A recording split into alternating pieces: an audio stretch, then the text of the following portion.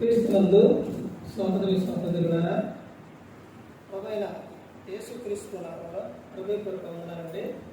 ముందుగా ఇంత మంచి సమయాన్ని ఇచ్చిన తండ్రైన దేవునికి ప్రభువైన క్రీస్తు ద్వారా కృతజ్ఞతాస్తుతులు చూపిస్తున్నానండి. ఇక్కడ బాగున్నానండి.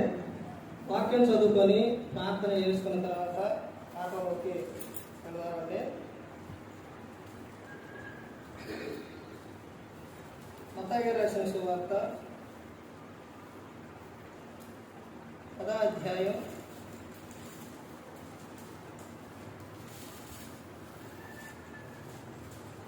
28వ వచనం. మరియు ఆత్మను చంపలేరక దేహమునే చంపువారికి భయపడకుడు కానీ ఆత్మను దేహమును కూడా నరకములో నశింపజేయగల వానికి మిక్కిలి భయపడుడి. ప్రార్థన చేసుకుని.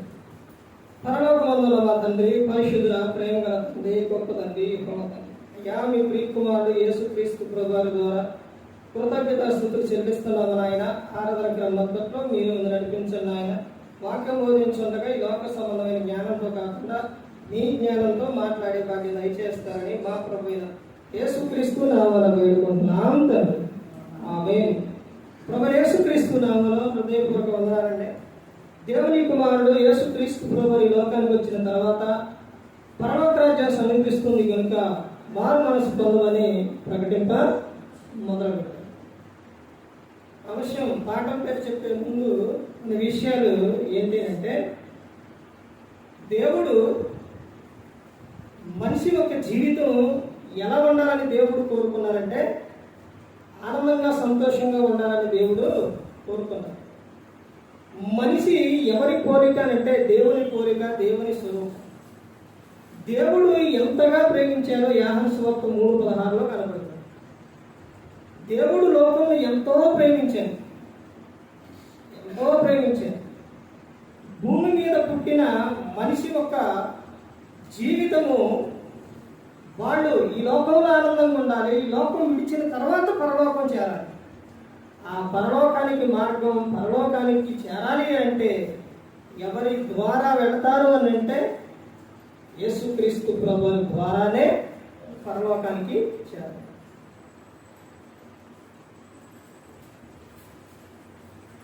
దేవుడు మనిషికి ఒక మార్గాన్ని, ఏంటి ఆ మార్గం అని అంటే రక్షణ మార్గం.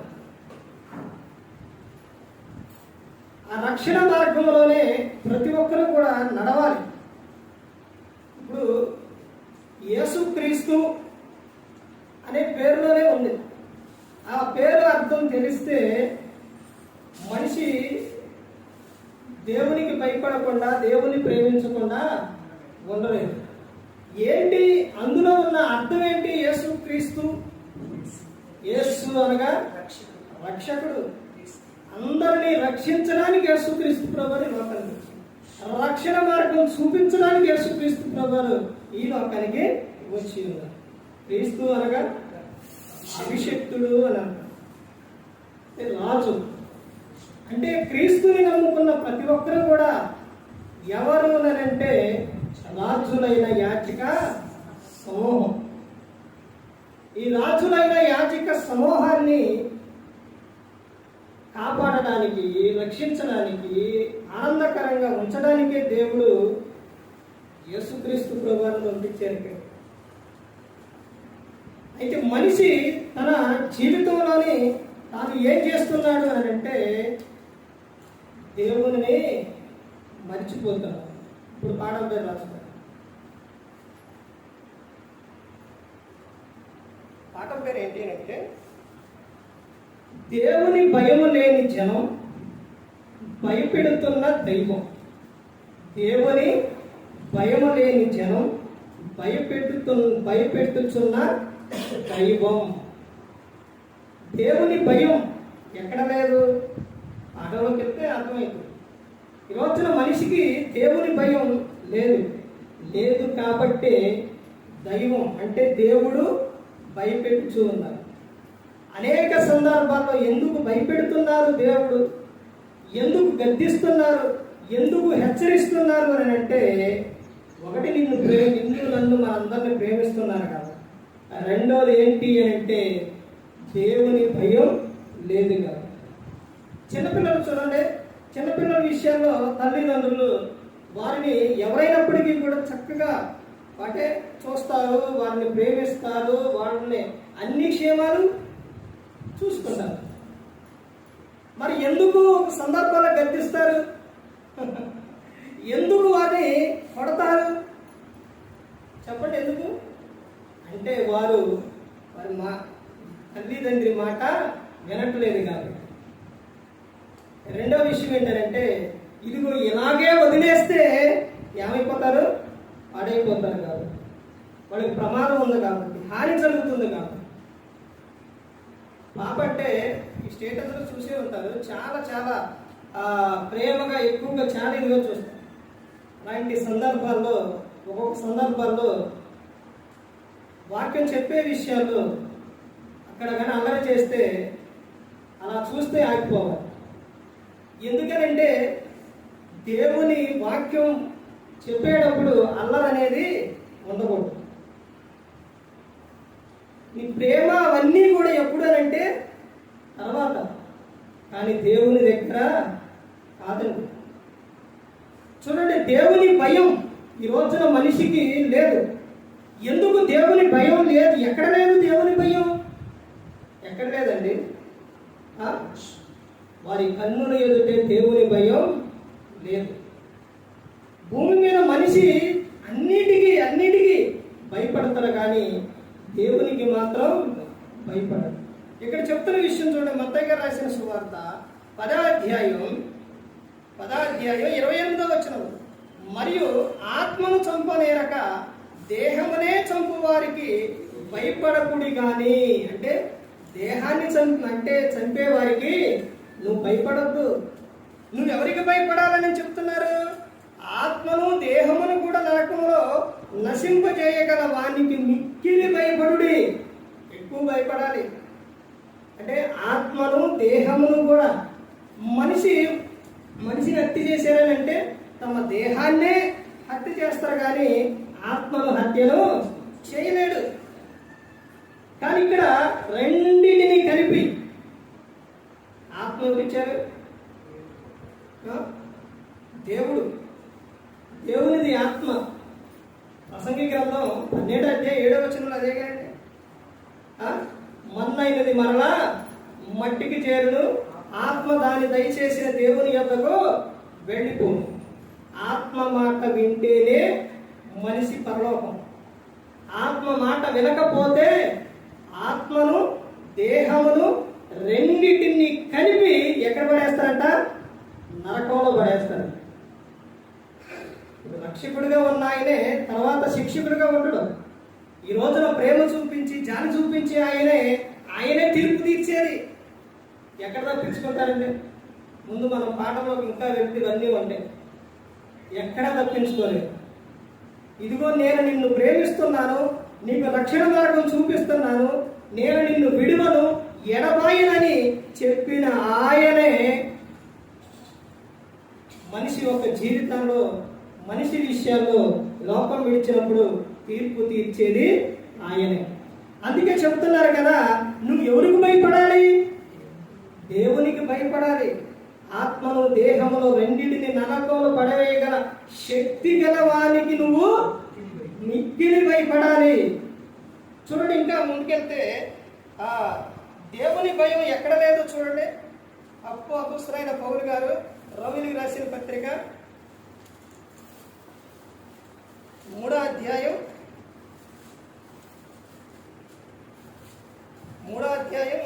18వ వచనం చూడండి. వారి కన్నుల ఎదుట దేవుని భయము లేదు. ఎక్కడ లేదండి? కన్నుల ఎదుటే భయం లేదు, దేవుని భయం లేదు. కన్నులు చూస్తుండగానే ఎన్ని తప్పులు చేస్తున్నారంటే, ఈ కన్నులతో చూస్తూనే తాగడం, ఈ కన్నులతో చూస్తూనే అన్ని ప్రతి ఒక్కటి కూడా. కన్నులు మూసుకొని చేస్తున్నారా? కాదు, కన్నులు చూస్తుండగానే తప్పులు చేస్తున్నారు. అంటే దేవుని భయం ఎక్కడ లేదు అంటే వారి వారి కన్నుల ఎదుటే లేదు. అయ్యో నేను ఇది ఇలా చేయకూడదే, ఇలా ఎలాంటిది నేను చూడకూడదే అనే విషయం మనిషికి భయం అనేది లేదు. తర్వాత ఇంకా చూడండి, హెబ్రీయులకు రాసిన పత్రిక ఇలా దేవుని ఎదుటే అంటే నీ కన్నుల ఎదుటే నువ్వు తప్పులు చేస్తూ ఉంటే, ఇక్కడ దేవుడు చెప్తున్న విషయం, గ్రంథంలో రాపించిన విషయం చూడండి.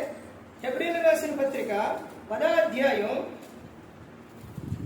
హెబ్రీయులకు రాసిన పత్రిక 10వ అధ్యాయం 31వ వచనం చూడండి. జీవము గల దేవుని చేతిలో పడుట భయంకరం. ఆయన చేతిలో పడుట భయంకరం అండి. అందుకనే దేవుని భయం లేదు కాబట్టి మనిషిని దేవుడు ఏం చేస్తున్నాడంటే భయపెడుతున్నాడు. ఎందుకంటే ఆయన చేతిలో పడితే భయంకరంగా ఉంటుంది. ఇవన్నీ విషయాలు కూడా దేవుడు ముందే తెలియపరిచారండి, ముందే చెప్పారు. ఇదిగో తర్వాత లోకం, తర్వాత ఇదిగో ఈ విధంగా ఉంటుంది అని ఆయన ముందే తెలియపరిచారు ప్రతి ఒక్కటి కూడా. తర్వాత ఇంకా చూడండి, ఇంకా చెబుతున్న విషయం ద్వితీయోపదేశకాండం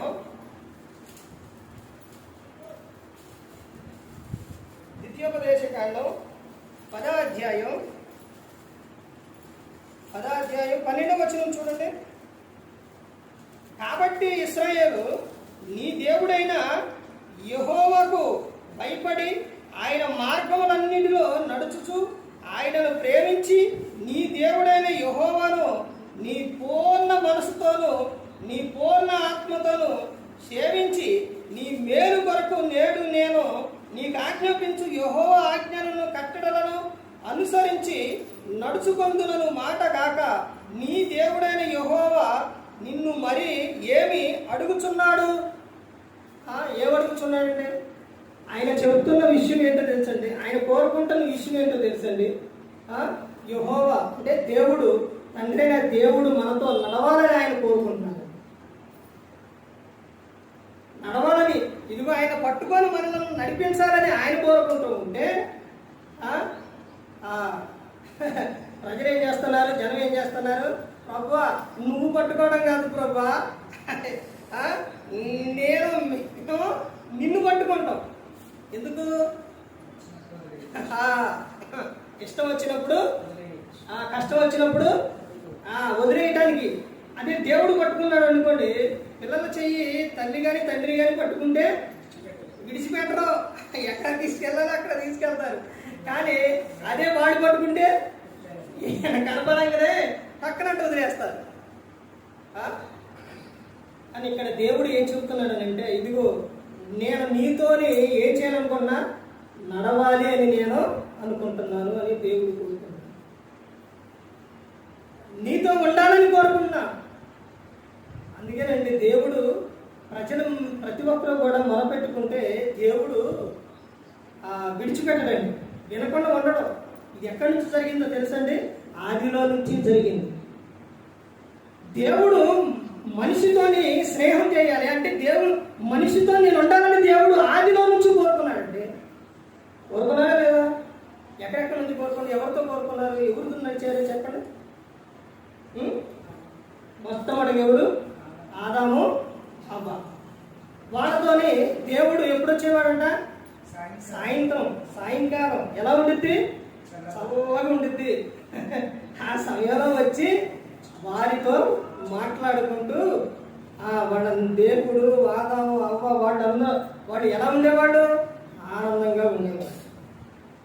ఎప్పుడైతే వీళ్ళిద్దరి మధ్యలోకి ఎవరిద్దరి మధ్యలోకి? ఆదాము అవ్వ మధ్యలోకి ఎప్పుడైతే పొరుగువాడు బయటవాడు ఎప్పుడైతే ఎంటర్ అయ్యాడో ఏమొచ్చింది? ఎడబాటు, గొడవ అన్ని మొత్తం మొదలైపోయింది. ఎప్పుడైతే దేవుడు కాకుండా ఎప్పుడైతే దెయ్యానికి ఎప్పుడైతే చోటు ఇచ్చారో వాళ్ళ జీవితంలో ఏమి లేదు, సంతోషం లేకుండా పోయింది. వచ్చినప్పుడు ముందు చూపించినప్పుడు బాగా చూపిస్తారు, ఆకర్షణీయంగా, అందంగా, చక్కగా, అసలు ఏ బాధ లేకుండా ఎంత బాగుండిద్దా, ఎంత చక్కగా, ఎంత ఆనందమా అని చూపిస్తాం. తర్వాత ఉండింది. ఇప్పుడు పండు చూపించేటప్పుడు ఆ పండుని ఎలా చూపించిండు? కన్నులకు రమ్యమైనదిగా, అందంగా చక్కగా చూపించిండు. తిన్న తర్వాత ఏం జరిగింది? ఆజ్ఞ అతిక్రమించారు. అప్పటి వరకు వారి జీవితంలో దేవుడు ఉన్నంతసేపు కూడా ఎలా ఉన్నారంటే ఆనందంగా, సంతోషంగా, హ్యాపీగా ఉన్నారు. ఎప్పుడైతే దెయ్యం మాట విని ఆజ్ఞను అతిక్రమించారో అక్కడ ఉన్నారంటే తర్వాత వాడు లేక దేవుడు ఏం చేసిండు? దేవుడి నుంచి ఎప్పుడైతే బయటికి వెళ్ళిపోతావో మొదలైంది. అప్పుడు నీకు శ్రమ వచ్చినా, బాధ వచ్చినా, నింద వచ్చినా, ఏదొచ్చినా ఆయన పట్టుకొని అలాగే ఉండు. వచ్చింది కదా, బాధ వచ్చింది కదా, నాకు ఆ శ్రమలు వచ్చినాయి కదా, ఇవి వచ్చినాయి కదా అని నువ్వు లోకానికి కనెక్ట్ అయిపోయి లోకాశలకు వెళ్ళిపోతే, ఎవరు మాటో విని నువ్వు ఇదైపోతే, దేవుడి నుంచి దూరం అయిపోతే ఇక్కడ మనకు కనపడుతూనే ఉంది ఆదాము గారు అవ్వ విషయం. దేవుడి నుంచి దూరం అయిపోతే బయటకు వచ్చిన తర్వాత వాళ్ళు ఏమైందండి? కష్టం, బాధ, దుఃఖం. మరి ఆ కయ్యోనికి ఎలా వచ్చిందండి అసూయ? అవన్నీ ఎలా వచ్చినాయి అంటే వీరి జీవితంలో ఏమి లేదు. ఒక్కసారి ఆలోచించండి. మనం ఏదైతే మాట్లాడదు యేసుక్రీస్తు ప్రభువు చెప్పారు, యోహాను సువార్త 5:19, తండ్రి ఏది చేయటం కుమారుడు చూచును, అదే కానీ తనంతట తాను ఏది కూడా చేయడు. వీళ్ళు బయటికి వెళ్ళిన తర్వాత వీళ్ళలో ఏమేమి వచ్చినాయో. ఎందుకనంటే లోకంలోకి వచ్చిన తర్వాత శ్రమకు, బాధకు అన్నీ మొత్తం వచ్చేస్తూనే ఉంటాయి మనిషిలోని. అదే కయ్యాల్లో ఏదో ఒకటి పుట్టింది. చూసారండి, దేవుడి నుంచి దూరం అయిపోతే వారి జీవితంలో ఆనందం, సంతోషం లేదు. అదే దేవుని దగ్గర ఉన్నప్పుడు ఎలా ఉన్నారంటే ఎంత సంతోషం, ఎంత హ్యాపీయో. అందుకనే పౌలు గారు పిలిపి 4:4 చెప్పారు, ఎల్లప్పుడూ ఆనందించుడి, మరలా చెప్పుదును ప్రభువునందు ఆనందించుడి అని చెప్తున్నారు. ఇక్కడ చెబుతున్న సందర్భం ఏంటంటే దేవుణ్ణి మర్చిపోకూడదండి. దేవుడు మనిషితో ఏం చేయాలనుకున్నాడంటే నడవాలని. నోవా గారితో తర్వాత ఇంకా ఎంతో మంది బైబిల్ గ్రంథంలో చాలా మంది ఉన్నారండి, చాలా మంది ఉన్నారు. హానోకు, మళ్ళీ ఇంకా ప్రతి ఒక్కరి జీవితంలో ప్రతి ఒక్కరి వెంట కూడా దేవుడు వెంటే ఉన్నారు. ఆదికాండం ఎన్ని అధ్యాయాలు? 50 అధ్యాయాలు. ఒక అధ్యాయం సృష్టిని గురించి ఇవన్నీ చూసిన, మిగతా అధ్యాయాలు మొత్తం కూడా దేని గురించి ఉంటుందో తెలుసండి? కుటుంబాల గురించి. కుటుంబ వ్యవస్థ అనేది చాలా ప్రాముఖ్యమైనది. కుటుంబం అనేది ఎంత విలువైనది అంటే దేవుడు మొట్టమొదటిగా కుటుంబాన్ని చేసి ఆ కుటుంబం విషయాల్లో భర్తను, భార్యను జత చేసి వారిద్దరూ ఆనందంగా, సంతోషంగా ఉండాలని దేవుడు కోరుకున్నాడు. ఇప్పుడు ఆదాము గారిని చేసిన తర్వాత అది వరకు పక్షులు, జంతువులు మొత్తం అన్నీ ఉన్నాయి. అన్నీ ఉన్నప్పుడు కూడా దేవుడు ఏమనుకున్నాడు? వీటన్నిటి ద్వారా ఆదాముకి సంతోషం అనేది ఉండదు. కానీ ఎవరి ద్వారా సంతోషం ఎవరికి కావాలి అని అనుకున్నారంటే సాటైన సహాయం అంటే స్త్రీ కావాలి. భర్తకు భార్య, భార్యకు భర్త, వీళ్ళిద్దరూ కలిసి ఉన్నప్పుడు అబ్బా ఆనందం ఎలా ఉంటుందో తెలుసండి. ఆ సంతోషం నువ్వు నీ భర్తతో ఆనందంగా ఉండాలి, నీ భార్యతో సంతోషంగా ఉండాలి. ఆ తర్వాత దేవుడు నీకు గర్భఫలం ఇస్తూ వాళ్ళ విషయాలు నువ్వు ఆనందంగా, సంతోషంగా ఉండాలి. ఆ తర్వాత వాళ్ళకి వివాహాలు, తర్వాత మనవరాలు చూడండి ఏ విధంగా ఉంటుంది. ఇవన్నీ దేవుడు ఏర్పరిచిందేనండి. ఎందుకనంటే చూడండి, కుటుంబ వ్యవస్థలో నుంచి దేవుడు కోరుకున్న విషయం, సంఘంలో నుంచి సువార్త వెళ్ళాలి, కుటుంబంలో నుంచి కుటుంబ ప్రార్థన కానీ ఆ కుటుంబ వ్యవస్థ సంతోషంగా, ఆనందంగా ఉండాలని దేవుడు కోరుకున్నారండి. వారితో నేను ఉండాలని. ఆదం గారు ఒక్కడే ఉన్నప్పుడు అంతగా లేదు. ఎప్పుడైతే అభావం వచ్చిందో దేవుడు భార్యాభర్త మధ్య ఇద్దరు కలిసి, దేవుడు చెప్పిన విషయమే, ఇద్దరు వెళుతూ ఉంటే, ఇద్దరు కలిసి ఉంటే వారి వెంట నేను ఉంటానని చెప్తున్నారు. వారి వెంట ఎక్కడ ఇద్దరు ముగ్గురు కూడి ఉంటారో అక్కడ నేను ఉంటానని చెప్తున్నాను. ఎందుకు వివాహం అంత ఘనమైనదని దేవుడు ఎందుకు రాపించిందండి గ్రంథంలో? మీరిద్దరు దేవుడు జతపరిచిన తర్వాత ఆనందంగా, సంతోషంగా ఉండాలండి. మీతో కలిసి దేవుడు నడవాలనుకుంటున్నాడు. దేవుడు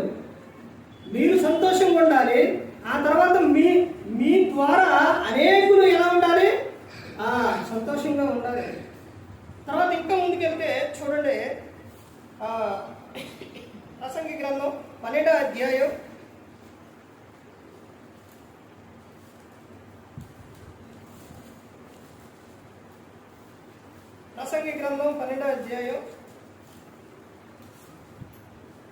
13వ వచనం చూడండి. ఇదంతయు వినిన తరువాత తేలిన ఫలితార్థం ఇదే, దేవుని యందు భయభక్తులు కలిగి నుండి ఆయన కట్టడలను అనుసరించి నడుచుచూ ఉండవలెను. మానవ కోటికి ఇది చూశారండి. ఇది ఏది అంటే ఆయన ఆజ్ఞలను, ఆయన కట్టడలను అనుసరించి నడవాలి. మానవ కోటికి ఇది. అలా నడవలేదు అనుకోండి, ఆయన ఆజ్ఞలు వినలేదు అనుకోండి, దేవునికి కోపం వస్తే ఏం జరుగుతుంది? ఆయన కోపం ఎందుకు వచ్చిందండి అనుకుంటున్నారా?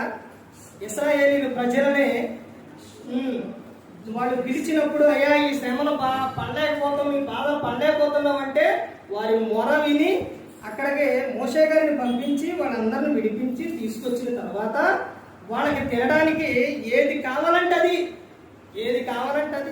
చేపలు కావాలంటే సముద్రం నుంచి, మాంసం కావాలంటే పూరేడు, మన్నా కావాలంటే ఆకాశం నుంచి మన్నా, ఇన్ని ఇచ్చింది దేవుడు. ఎందుకు? ఆయన పిల్లలు వాళ్ళ ఆనందంగా ఉండాలి, సంతోషంగా ఉండాలని. అదే సమయంలో ఆయన మాట వినకపోయినా, ఆయన ఆజ్ఞ గైకోకపోయినా ఊకోడండి. అర్థమవుతుందండి? వాళ్ళకి అన్ని ఇచ్చిన దేవుడు వాళ్ళ ఆజ్ఞను అతిక్రమించితే జరిగిన విషయం ఏంటి? అన్ని లక్షల మంది ఉన్నారండి, లేరు. వాళ్ళు ఏమేమి స్థితిలో ఏమేమి చేశారు అన్నదే మీరు ఎట్టా నాకు తెలిసి పాత నిబంధనలు చదవరు కానీ నిర్గమకాండం మొత్తం అదే, కానీ అంతగా చదవరు, కానీ చదవాలి. అయితే కొరింథీయులు రాసిన పత్రికలోని 10వ అధ్యాయం, ఆ అధ్యాయం మొత్తం 1 నుంచి కొన్ని విషయాలు చూడండి. అక్కడ ఇశ్రాయేలీయులు వాళ్ళు ఎందుకు దేవుడు వారు ఏం చేస్తే వారు అందరినీ ఇదైపోయారు అన్నదే అక్కడ ఉంటుంది. అన్ని లక్షల మందిలో మిగిలింది ఎంతమంది అంటే ఇద్దరే మిగిలారండి. దేవుని ఆజ్ఞను గైకోకపోతే ఊరుకోడు దేవుడు. ఇక్కడ చెప్తున్న విషయం ఏంటంటే మానవ కోటికి ఇది ఏంటా విధి? ఆయన యందు భయభక్తులు కలిగి ఉండాలి, ఆయన ఆజ్ఞలను అనుసరించాలి, ఆయన కట్టడలను నడుచుకోవాలి. తర్వాత ఇంకా చెప్తున్న విషయం చూడండి, దేవుని మాట వినకపోతే జరిగే విషయం, ఎవరో కాపాడుతారు, ఏదో చేస్తారని అనుకునే ప్రజలకు దేవుడు చెప్తున్న విషయం చూడండి. కీర్తన గ్రంథం 50వ కీర్తన 16వ వచనం నుంచి చదవండి. కీర్తన గ్రంథం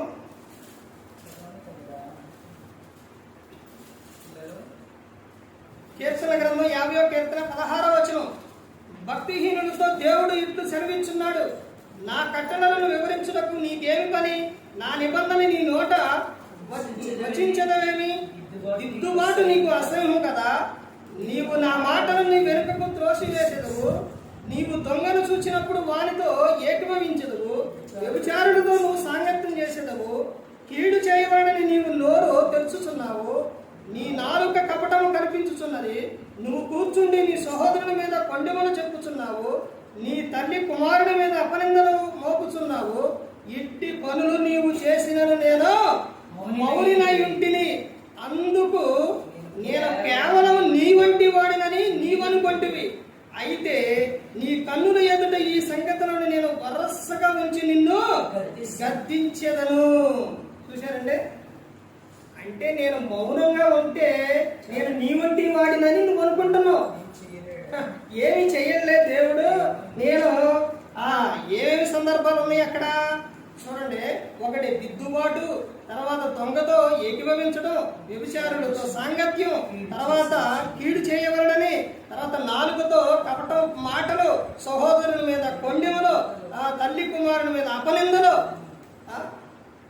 ఎన్ని ఉన్నాయో చూడండి. ఇవన్నీ చేస్తూ ఉంటే ఆయన మౌనంగా ఉంటే నేను కూడా నీ వంటి వాడినని నువ్వు అనుకుంటున్నావు. కానీ ఒకటి, ఇవన్నీ వరుసగా నీ ఎదుట పెట్టి నిన్ను గద్దించెదను. దేవుడు ఏంటో తెలుసండి, దేవుని గురించి తెలుసుకోవాలి. దేవుడు ముందు ఆనందాన్ని, సంతోషాన్ని ఇస్తారు, అర్థమైందండి. కానీ అందులో నువ్వు పాపాన్ని కోరుకుంటే దేవుడు ఊరుకోడండి. ప్రసంగి గ్రంథం 11వ అధ్యాయం 9-10 వచనాల్లో ఏమని కనబడుతుంది? ఎవరుడా నీ హృదయం యొక్క ఆలోచన ప్రకారం, ఇష్ట ప్రకారంగా నీ కోరిక చొప్పున జీవించు, నేను వద్దాను. కానీ ఏమని చెప్తున్నాడు? దేవుడు వీటన్నిటిని బట్టి నిన్ను తీర్పులోనికి తెచ్చునని నువ్వు గుర్తు పెట్టుకో అనేది. ఇక్కడ కూడా అదే చెబుతాను.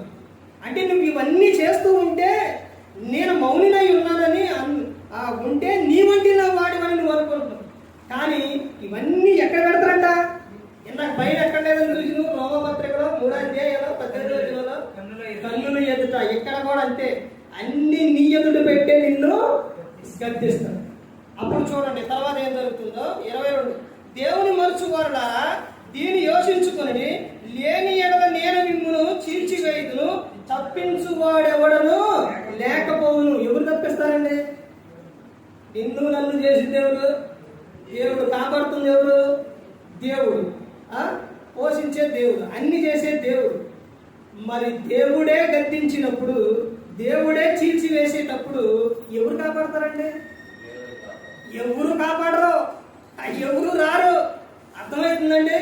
నా బంధువులో లేకపోతే ఇంకెవరో, నా ఫ్రెండ్స్, నా స్నేహితులు ఎవరు అనుకున్నా కానీ ఎవరు రారు. ఇక ఆయన ముందు ఎవరు రారు.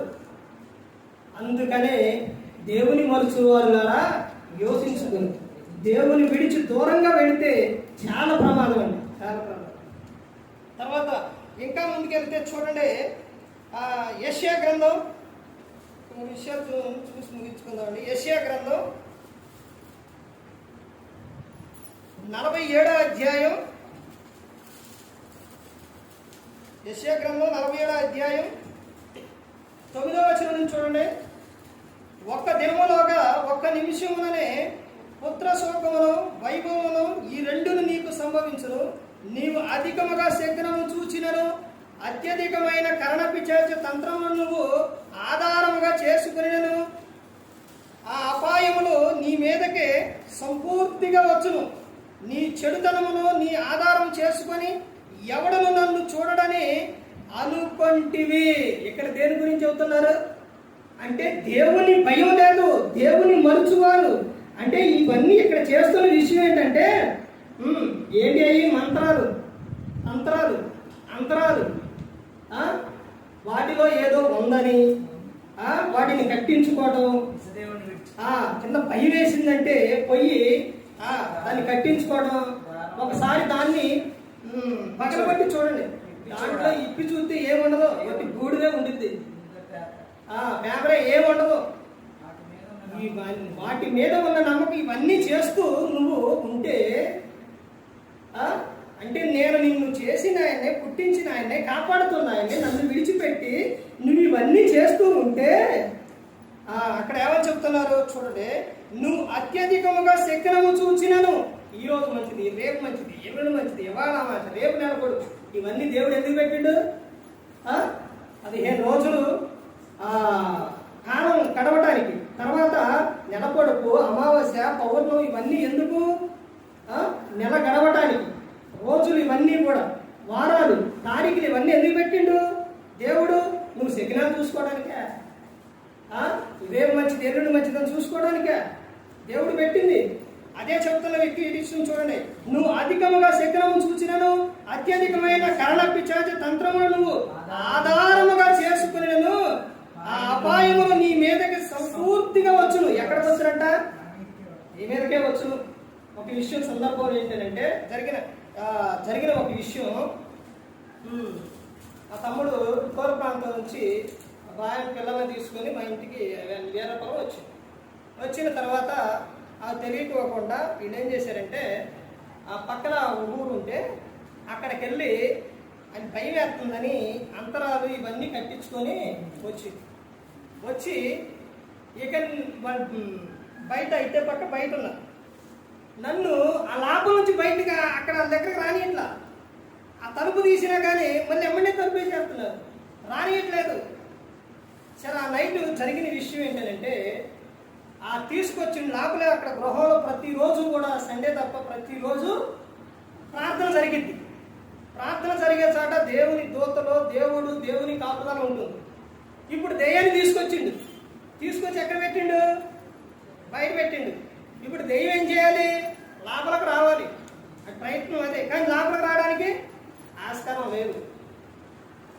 లోపల ప్రార్థన, ఇప్పుడు ఉదయాన్నే నైట్ ప్రార్థన, మళ్ళీ తెల్లారుజామున ప్రార్థన, అక్కడ ఎప్పుడు ప్రార్థనే జరిగింది. ఇంకా అవకాశం లేదు. ఇక అప్పుడు తిరిగి అడిదిరిగి చివరికి తీసుకొచ్చిన వారి మీదే మరలా రిపీట్ చేసి వాళ్ళ పాప ఒకటే ఏడుపు. తమ్ముడు కూతురు ఏడుస్తూ ఉన్నప్పుడు ఒక ఆలోచన వచ్చింది. నువ్వు లేచి ఇప్పుడు ప్రార్థన స్టార్ట్ చేయి, ఆ పాప ఏడుపు ఆపుతుందని ఆలోచన వచ్చినప్పుడు అప్పుడు లెగిసి 3:30 సమయంలో తెల్లారుజామున లెగిసి ప్రార్థన ఎప్పుడైతే స్టార్ట్ చేశానో పాప ఏడుపు ఆగిన తర్వాత ఉదయాన్నే అసలు నేను మరలా లేచేసరికి వీళ్ళు తమ్ముడు ఏడని అడిగితే నేనే లేరేట. వెళ్ళిపోయారు. ఎందుకు వెళ్ళిపోయారని అడిగితే చెప్పండి వెళ్ళిపోయారు. ఎందుకు వెళ్ళిపోయారని అడిగితే అప్పుడు చెప్పారు తర్వాత, ఇదిగో ఇలా చేశారు. అవి తిరిగి ఎవరి మీదకి వస్తాయంట? నీ మీదకే వస్తాయి. అర్థమవుతుందండి. ఆ తర్వాత ఫోన్ చేస్తే ఎంత బాధపడుతూ చెప్పింది తెలుసా అండి, అన్న ఇలా తెలియకుండా ఇలా జరిగిందన్న, అంటే ఇలా చెప్పలేదన్న నీకు అని చాలా బాధ. అది ఇక్కడ చెబుతున్న సందర్భం చూడండి. ఆ అపాయములు నీ మీదకి సంపూర్తిగా వచ్చును, నీ చెడుతనమును నువ్వు ఆధారం చేసుకుని ఎవడనూ నన్ను చూడడని అనుకుంటివి. నేను మంత్రం కట్టించిన, అంతరం పెట్టించిన, యంత్రమే ఏదేసినా ఎవరు తెలియదు, ఎవరు చూడట్లా, నేను సీక్రెట్ చేస్తున్నా అనుకుంటున్నావేమో.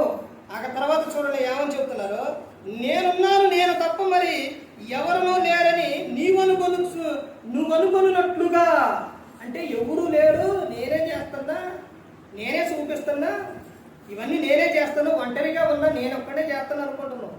తర్వాత ఏమని చెప్తున్నారు, నీ విద్యను నీ జ్ఞానమును నిన్ను చెరిపివేసిను, కీడు నీ మీదకి వచ్చును, నువ్వు మంత్రించి దాన్ని పోగొట్ట జాలవు.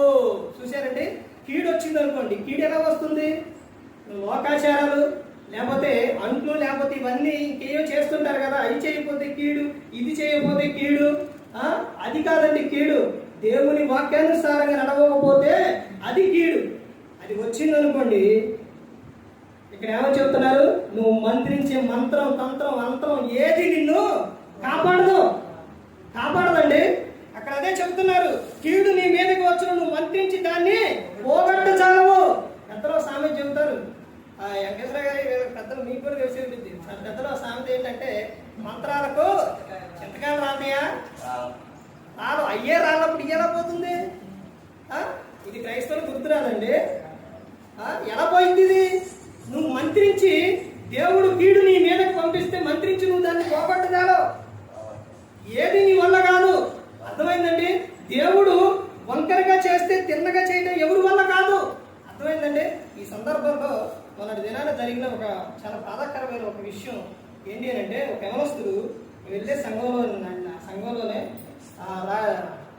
రాయిపాలెం ఒక గృహంలో, అంటే ఆ ఊరు కాదు, వాళ్ళ తమ్ముడు, ఆ ఊరు వాళ్ళ తమ్ముడు అయితే, ఆ పేరు విక్టోరియా, ఆ తమ్ముడు యవనస్తుడు, వివాహం కూడా అవ్వలేదండి, 30 సంవత్సరాలు. కానీ బాగా మందుకి బానిస అయిపోయి అసలు ఏమీ లేదండి, బాగా తాగడం బాగా ఇదైపోయింది. ఎప్పుడైనా మద్యం కానీ చెడు కానీ ఇదంతా ప్రమాదమేనండి. ఒకనాడు దానికి చాలా ఇదైపోయింది. తాగి తర్వాత తన దేహంలో ఉన్న అవయవాలు అయిపోయిన తర్వాత ఒక చదువులన్నీ అక్కడని ఎక్కడని ఖమ్మం అక్కడ తీసుకెళ్తే ఎంత దూరం తీసుకెళ్ళినా ఏం చేయించినా కానీ ప్రయోజనం లేకుండా చనిపోయింది. కారణం ఏంటి అని అంటే, తాను తీసుకున్న మందు వలన తమ అవయవాలన్నీ కూడా మరి ఆ అవయవాలు పాడైపోయినాయి కదా, మరి డాక్టర్లు వాటిని వేసి బాగా చేయవచ్చుగా. ఒక్కొక్క సందర్భంలో మీకు ఒక విషయం గమనించండి, దేవుని కృప లేకుండా, దేవుని ఇది లేకుండా నువ్వు ఇష్టానుసారంగా నీ దేహాన్ని పాడు చేసుకుంటే ఎవరు కాపాడలేరు. ఆమె మీకు అర్థం అవడానికి చెబుతున్నారు. మొన్న ఈ మధ్య విన్నాను నేను కూడా, తమిళనాడు సీఎం జయలలిత గారు. ఆమె బంగారం కానీ చెప్పులు కానీ ఎన్నో ఉన్నాయంట. ఆమె చివరికి అనారోగ్యం ఇదైతే హెలికాప్టర్లోని, విమానంలోని పర్సనల్ డాక్టర్లు కానీ ఎక్కడి నుంచో ఎంతో మందిని తీసుకొచ్చి వైద్యం చేయించారు. చివరికి బతికిందండి ఆమె. దీన్ని బట్టి ఏమర్థమవుతుంది? దేవుడే కాపాడేది, దేవుడే రక్షించేది. అలా అని డాక్టర్ల యొద్దకు వెళ్ళొద్దని కాదండి. కానీ మన చేతులారా మనము దేహాన్ని పాడు చేసుకుంటే, అవయవాలు పాడైతే అవి డాక్టర్ల వల్ల కూడా కాదండి. అర్థమవుతుందండి? ఇక్కడ చెప్తున్న సందర్భం చూడండి. ఏంటంటే, కీడు నీ మీదకి వచ్చును, నువ్వు మంత్రించి దాన్ని పోగొట్టజాలవు. ఆ కీడు నీ మీద పడును, దానిని నీవు నివారించలేవు. నీకు తెలియని నాశనం నీ మీదకి అకస్మాత్తుగా వచ్చును. నీ బాల్యమును నీవు ప్రయాసపడి అభ్యసించిన నీ కరణ పిచాచ తంత్రములను, నీ విస్తారమైన శకునములను చూపుటకు నిలువుము. ఒకవేళ అవి నీకు ప్రయోజనములగునేమో, ఒకవేళ నీవు మనుషులను బెదిరింతువేమో. నీ విస్తారమైన యోచనల వలన నీవు అలసి ఉన్నావు. జ్యోతిష్కులు, నక్షత్ర సూచికలు, మాసచర్య చెప్పువారు నిలబడి నీ మీదకు వచ్చునవి రాకుండా నిన్ను తప్పించి రక్షించుదురేమో. ఆలోచించు. ఒకవేళ వాడు వచ్చి నిన్ను రక్షిస్తారేమో. ఇవి చెప్పడానికి వస్తారే ఏంటయ్యి? పేరు చూసి, చేయి చూసి, అవి చూసి చెప్తుంటారు. సోది ఇవన్నీ చెప్తుంటారే. తప్పిస్తారా? ఎవరి వల్ల అయితే? తంత్రాలు కట్టే వాళ్ళ వల్ల అయితే? ఎవరి వల్ల కాదు. అలాంటి వాటి మీద ఏ ఆలోచన పెట్టుకోకూడదు. వాటి వలన ప్రయోజనం లేదు. వాటి వలన ఏంటి అని అంటే, నువ్వు వాటిని నమ్ముతున్నావు, దేవుడిని మర్చిపోతున్నావు. దేవుడు కీడు రప్పించినప్పుడు అవేవి నిన్ను కాపాడవు. మంత్రాలు, జ్యోతిష్యాలు ఏవి కూడా నిన్ను కాపాడవు. అది గుర్తుపెట్టుకోవాలండి. తర్వాత ఇంకా ముందుకెళ్తే చూడండి, ఇర్మియా గ్రంథం ఇవన్నీ ఎప్పటి నుంచి జరుగుతున్నాయో చూడండి. ఇర్మియా గ్రంథం 22వ అధ్యాయం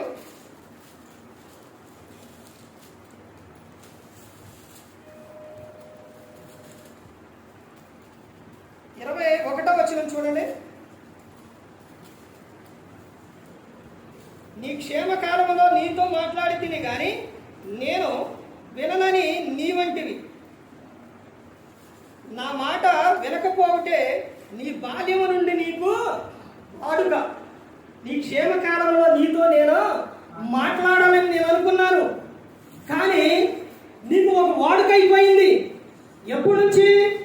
బాల్యము నుండి వినట్లేదు మనిషి. దేవుడు అప్పుడే రాపించిందండి. బాల్యంలో నుంచే చూడండి, మందిరానికి పిల్లలు తీసుకురాదు. వాళ్ళకి దేవుని వాక్యం నేర్పరు. దేవుని ఏది పాటలు కానీ, వాక్యం కానీ ఏమి నేర్పరు. ఇక ఆ తర్వాత వాళ్ళు ఎదుగుతున్నా కొద్దిగా ఇంకెలా వింటారండి? ఎలా వింటారు?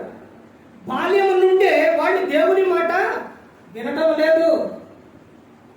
వ్యభిచారంలో పట్టబడిన స్త్రీని యేసుక్రీస్తు ప్రభువారి దగ్గర తీసుకొచ్చినప్పుడు, అక్కడ యేసుక్రీస్తు ప్రభువారి రాయేమన్నప్పుడు అక్కడి నుంచి ఎవరెవరు వెళ్ళిపోతారంట? పిల్లల మొదలుకొని పెద్దల వరకు అందరూ వెళ్ళిపోతారు. అందరిలోని చూడండి ఎలాంటి ఆలోచన కలిగి ఉందో. సొదొమ గొమొర్రా పట్టణం, లోతు గారి ఇంటి చుట్టూ, అక్కడ దేవదూతలు వచ్చినప్పుడు ఇంటి చుట్టూ ఉన్నప్పుడు ఎవరున్నారంట అక్కడ? పిల్లలు, పెద్దలు, అందరూ, వృద్ధులు, బాలురు, అందరూ. చూడండి వారి హృదయము ఎలా మారిపోయిందో చూడండి. ఈ పోలు వచ్చిన తర్వాత ఇంకా పాడైపోయింది. అసభ్యకరమైన అన్ని అందులో చూడడం, ఆ విధంగా చేయండి. అర్థమవుతుందండి? ఇది వాడుక ఎప్పుడు నుంచి అని అంటే, బాల్యం నుంచే నువ్వు నా మాట వినట్లేదు. ఇలా వినకపోతే ఏం జరిగిద్దండి? చివరికి ఇంక 2 విషయాలు చూసి ముగించుకుని చూడండి. సామెతల గ్రంథం ఏం జరుగుతుందో చూడండి. సామెతల గ్రంథం 1వ అధ్యాయం, సమయం లేదండి చదివించి ముందుకు వెళ్తాం. సామెతల గ్రంథం 1వ అధ్యాయం 22వ వచనం నుంచి చూడండి. ఎట్లనగా జ్ఞానము లేని వారులారా మీరెన్నాళ్ళు జ్ఞానము లేనిగా వారిగా ఉండబోరుదురు. నీకేమి లేదు, జ్ఞానం లేదు, అలాగే ఉంటావా? నా యొద్దకు రా, నేను నీకేమిస్తా, జ్ఞానం ఇస్తా. యాకోబు గారు రాసిన పత్రిక 1:5 మీలో ఎవరికైనా జ్ఞానం లేనప్పుడు అతడు దేవుని అడగవలెను, ఆయన ఎవరిని గద్దింపక అందరికీ ధారాళముగా దయచేయువాడు. నీకు జ్ఞానాన్ని ఇస్తారు, నీకు అన్నీ ఇస్తారు, ఇవ్వాలని ఆయన కోరుకుంటుండు, ఇవ్వాలని పిలుస్తుండు. నువ్వు సంతోషంగా ఉండాలని, జ్ఞానం కలిగి ఉండాలని, నువ్వు ఆనందంగా ఉండాలని, అవన్నీ నీకు ఇవ్వాలని దేవుడు కోరుకుంటుండు. కానీ నువ్వు రావట్లేదు. తల్లి గర్భంగా పిండంగా ఆయన నిన్ను చూశాడు, ఏర్పరచుకున్నారు. తర్వాత తల్లి గర్భం నుంచి భూమి మీదకి వచ్చిన తర్వాత బాల్యంలో ఆయన నిన్ను పిలుస్తున్నారు, ఎవరో పిలుస్తున్నారు, నేను నీకు జ్ఞానాన్ని ఇస్తా, అవన్నీ ఇస్తానని. కానీ వింటేగా ఎక్కడ అదే చెప్తున్నారు, జ్ఞానం లేని వారు ఎంతకాలం జ్ఞానం లేకుండా ఉంటారు. నా యుద్ధకు రావడానికి పిలుస్తూ ఉంటే తర్వాత చెప్తున్న విషయం చూడండి, ఏం చెప్తున్నారు? అపహాసకులారా మీరెన్నాళ్ళు అపహాసం చేయించు ఆనందింతురు. దేవుడి దగ్గరికి వెళ్తా, ఎక్కడే ఉంది, దేవుడే చేస్తారు, దేవుడే ఇస్తారు. ఇవన్నీ అపహాసాలు ఎన్నాళ్ళు చేస్తావు, నువ్వు ఎన్నాళ్ళు చేస్తావు అండి. తర్వాత ఆయన ఇంకా చెప్తున్న విషయం చూడండి, బుద్ధిహీనులారా మీరెన్నాళ్ళు జ్ఞానమును అసహించుకుందరు. నా గద్దింపు విను తిరుగుడే. తిరిగితే ఏం జరిగిద్దో చెబుతున్నారు, తిరగకపోతే కూడా ఏం జరిగిద్దో చెబుతున్నారు. మొత్తం ఇక్కడే చెబుతున్నారు చూడండి. ఆలకించుడి, నా ఆత్మను మీ మీద కుమ్మరించుదును, నా ఉపదేశమును మీకు తెలుపుదును. నేను పిలవక మీరు వినకపోతిరి, నేను చెయ్యి చాపగా ఎవరినో లక్ష్య పెట్టకపోయిరి, నేను చెప్పిన బోధ ఏమయో మీరు వినక త్రోసివేసితిరి, నేను గద్దింపగా లోబడకపోతిరి. కాబట్టి మీకు అపాయం కలుగునప్పుడు నేను నవ్వెదను, మీకు భయం వచ్చినప్పుడు నేను అపహాసం చేసేదను. భయం మీ మీదకి తుఫాను వలె వచ్చినప్పుడు, సుడిగాలి వచ్చినట్లు మీకు అపాయం కలిగినప్పుడు, మీకు కష్టములు దుఃఖములు ప్రాప్తించినప్పుడు నేను అపహాసం చేసేదను. అప్పుడు వారు నన్ను కూర్చి మొరపెట్టుదురు గాని నేను ప్రత్యుత్తరం ఇయ్యకుందును, నన్ను శ్రద్ధగా వెతికెదరు గాని వారికి నేను కనబడకుందును. చూశారండి, ఆయన పిలిచినప్పుడు, ఆయన గద్దించినప్పుడు నువ్వు వస్తే ఎలాంటి జీవితం ఉండేది ఒకసారి ఆలోచించాలి. భూమి మీద పుట్టిన ప్రతి ఒక్కరికి శ్రమ, బాధ, నింద కంపల్సరీగా వస్తాయి. రావని మాత్రం లేదు, వస్తాయి. కానీ వాటన్నిటి విషయాల్లో తప్పించేది దేవుడే. కానీ ఆయన పిలిచినప్పుడు నువ్వు రాకుండా వచ్చినప్పుడు నువ్వు శ్రద్ధగా వెతికినా కానీ ఆయన నేను వినను అని చెప్తాను. తర్వాత ఇంకా చూడండి, 29 చూడండి, జ్ఞానం వారికి అసహ్యమాయను, యెహోవా యందు భయభక్తులు కలిగి ఉండుట వారికి ఇష్టము లేకపోయాను. మాకు ఇష్టం లేదండి, మేము అందుకే ఎక్కడ రావు, మందిరానికి రావు, దేవుని మాట విను, మాకు ఇష్టం లేదు. అంటే నిన్ను కాపాడేది దేవుడు, రక్షించేది దేవుడు, నీకు పరలోకం ఇచ్చేది దేవుడు, నువ్వు ఆనందంగా సంతోషంగా ఉండాలని కోరుకునేది దేవుడు. కానీ ఈ మనిషికి ఏమి లేదంట, భయం. దేవుని భయం అంటే మాకు ఇష్టం లేదు. తర్వాత ఏమని చెప్తున్నారు, నా ఆలోచన విననల్లకపోయిరి, నా గద్దింపును వారు కేవలం తృణీకరించిరి, కాబట్టి వారు తమ ప్రవర్తనకు తగిన ఫలము అనుభవించెదరు, తమకు వ్యక్తమగు వరకు తమ ఆలోచనను అనుసరించెదరు. వ్యక్తమగు వరకు మద్యం చేవిస్తే ఏమైపోయింది, దేహం పాడైపోయింది. అలాగే దేవుని దగ్గరకు రాకుండా, భయభక్తులు లేకుండా తన ఆలోచనలో వ్యక్తమగు వరకు తిరుగుతారట. వ్యక్తమగు వరకు కూడా ఆలోచిస్తూనే ఉంటారు. ఆ తర్వాత చెబుతున్న విషయం చూడండి, జ్ఞానము లేని వారు దేవుని విసర్జించి నాశనమగుదురు, బుద్ధిహీనులు క్షేమం కలిగినదని మైమరిచి నిర్మలమగుదురు. 33లో చెబుతున్నారు చూడండి, నా ఉపదేశమును అంగీకరించువాడు సురక్షితముగా నివసించును, వాడు కీడు వచ్చునన్న భయం లేక నెమ్మదిగా ఉండును. చూశారండి, దేవుని భయం, దేవుని పట్ల భయభక్తులు, దేవుని మాట విని తిరిగితే ఏం జరుగుతుంది, ఇక్కడ ఏం జరుగుతుంది, క్షేమం జరుగుతుంది, సురక్షితంగా ఉంటావు, కీడు వచ్చునన్న భయం లేక నువ్వు నెమ్మదిగా ఉంటావు. ఆయన ఉపదేశం విన్నప్పుడు అంటే వాక్యం చెప్పారండి, దేవుని వాక్యం విని గ్రహించువారు ఎవరు, దేవుని వాక్యం విని గ్రహించువారు ఎవరు అని అంటే ధన్యుడు. ఇక్కడ చెప్తున్న విషయం, నా ఉపదేశం అంగీకరించువాడు సురక్షితంగా ఉండడం. ఏ విషయాల్లో భయపడ్డాడు, సురక్షితంగా ఉండడం. తర్వాత ఆయన ఇంకా చెప్తున్న విషయం చూడండి, చివరిగా పేతురు గారు రాసిన 2వ పత్రిక చివరిగా చూడండి. పేతురు గారు రాసిన 2వ పత్రిక 3వ అధ్యాయం 9వ వచనం నుంచి చూడండి. 8 నుంచి రండి. ప్రియులారా, ఒక సంగతి మరిచిపోకుడి, ఏమనగా ప్రభు దృష్టికి ఒక దినం 1000 సంవత్సరం వలెను, 1000 సంవత్సరములు ఒక దినం వలె ఉన్నాయి. ఏంటంటే 1000 సంవత్సరాలు ఒక దినం. అమ్మ, అంటే ఇప్పుడు ఎన్ని సంవత్సరాలు అయినట్టు, అది ఎన్ని రోజులు అయినట్టు? ఇక్కడ చెబుతున్న విషయం చూడండి. కొందరు ఆలస్యమని ఎంచుకున్నట్లు ప్రభు తన వాగ్దానం గురించి ఆలస్యం చేయవాడు కాడు, కానీ ఎవడను నశింపవలన ఇచ్చయింపక అందరూ మారు మనసు పొందవలనని కోరుచు మీ ఎడల దీర్ఘశాంతము గలవాడై ఉన్నాడు. దేవుడు ఎలా ఉన్నంట? దీర్ఘశాంతం. ఎందుకు? అందరూ అంతలో మారు మనసు పొందవాలి. ఎందుకు రాకడ ఆలస్యం చేస్తున్నారు అని అంటే అందరూ మారు మనసు పొందాలని అందరి పట్ల దీర్ఘశాంతం చూపిస్తుండో. ఎందుకు అని అంటే అందరూ కూడా ఎక్కడ ఉండాలి? పరలోకంలో ఉండాలి. కానీ ఆయన వచ్చేటప్పుడు నువ్వు మారు మనసు పొందకుండా, రక్షణ పొందకుండా, నువ్వు క్రీస్తుని సొంత రక్షకుని అంగీకరించకుండా చేద్దాంలే చూద్దాంలే నువ్వు ఆలోచన చేస్తే ఆయన ఇప్పుడే వస్తే పరిస్థితి ఏంటి? అంటే నువ్వే లోకం పరిస్థితి ఏంటి? ఒకసారి ఆలోచించండి. అందుకని అందరి పట్ల దీర్ఘశాంతం చూపిస్తాను, అందరూ మారు మనసు పొందాలి. తర్వాత ఆయన ఇంకా చెబుతున్న విషయం చూడండి. అయితే ప్రభు దినం దొంగ వచ్చినట్లు వచ్చును, ఆ దినమున ఆకాశములు మహాత్వనితో గతించిపోవును, పంచభూతములు మికటమైన వేండ్రముతో నయమైపోవును, భూమియు దాని మీద ఉన్న కృత్యములో కాలిపోవును.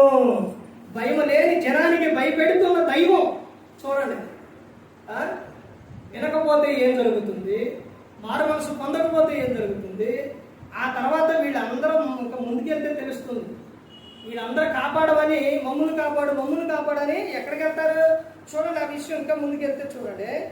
ఇవన్నీ ఇట్లు లయమైపోవునవి కనుక ఆకాశమును రవులుకొని లయమైపోవునట్టు, పంచభూతములు మహావేంద్రంతో కరిగిపోనట్టు, దేవుని దినపు రాకడ కొరకు కనిపెట్టుచు దాని ఆశతో అపేక్షించుచు మీరు పరిశుద్ధమైన ప్రవర్తనతోను భక్తితోను ఎంతో జాగ్రత్త గలవారే ఉండవలెను. అయినను మనం ఆయన వాగ్దానం బట్టి కొత్త ఆకాశం కొరకును కొత్త భూమి కొరకును కనిపెట్టుచున్న వాటి యందు నీతి నివసించును. చూసారండి, ఇక్కడ ప్రియులారా, వీటి కొరకు మీరు కనిపెట్టువారు కనుక శాంతము గలవారై ఆయన దృష్టికి నిష్కళంకులుగాను నిందారహితముగాను కనబడినట్లు జాగ్రత్త పడుడి. ఎలా ఉండాలంట? జాగ్రత్త. ప్రకటన గ్రంథంలో ఎలా ఉంటుంది తెలుసండి? ఆయన రాకడ సమయంలో ఇవన్నీ లైవ్ అయిపోతూ ఉంటే కొండల సాటుకి గుట్టల సాటుకి ఒకడికి వెళ్ళి మమ్మల్ని కాపాడు అని అన్నట్టు అంటారు. అవి కాపాడుతాయా? ఇక్కడ ఏమని చెప్తున్నారు? అవన్నీ ఏమైపోతాయంట? లయమైపోతాయంట. ఏది కూడా ఉండవండి. కాపాడేది, రక్షించేది ఎవరు అంటే దేవుడు మాత్రమేనండి. మరి ఆయనకే నువ్వు భయపడకపోతే ఎలాగా? ఆయన యందు నీకు భయం లేకపోతే ఎలాగా? అందుకే దేవుడు ప్రతి ఒక్క సంవత్సరం కూడా ప్రతి ఒక్క విధానంగా మనిషిని భయపెడుతూనే వస్తున్నారు, చెబుతూనే వస్తున్నారు. ఎందుకనంటే ఇకనైనా నువ్వు మారు మనసు పొందుతావు. అందుకని ప్రతి ఒక్కరు గమనించుకొని ఏ ఒక్కరు కూడా నశించి నరకానికి వెళ్ళిపోకూడదని యేసుక్రీస్తు ప్రభువు ఈ లోకానికి వచ్చి మనందరి కోసం శిలువలో తన ప్రాణాన్ని పెట్టి అంతగా మనలను ప్రేమించారు. మరి ఈ విధంగా నిలబెట్టి మాట్లాడించిన తండ్రి దేవునికి కృతజ్ఞతాస్తుతులు చెల్లిస్తూ ఇంతవరకు శ్రద్ధగా ఉన్న మీకు ప్రభు పేట హృదయపూర్వక వందనాలు చెల్లిస్తూ ఈ మాటలు ముగిస్తున్న అందరికీ వందనాలు.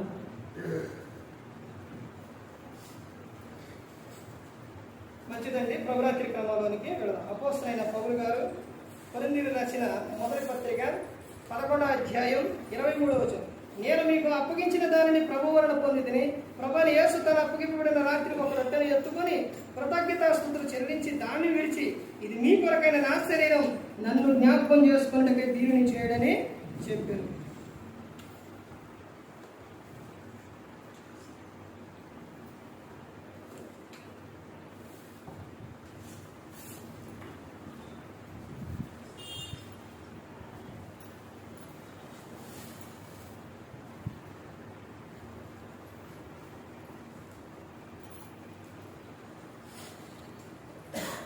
రొట్టె నిమిత్తం వెంకటేశ్వర గారు ప్రార్థన చేసిందిగా ప్రభు పేరు.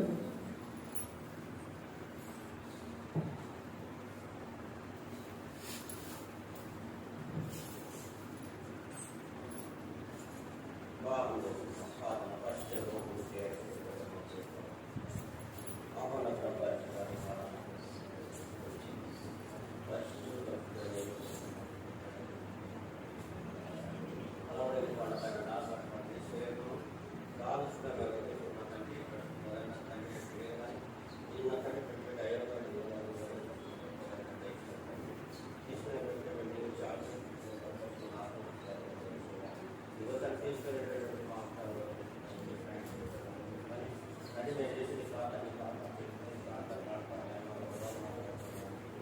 ప్రభుత్వం యేసుక్రీస్తు అవకాశం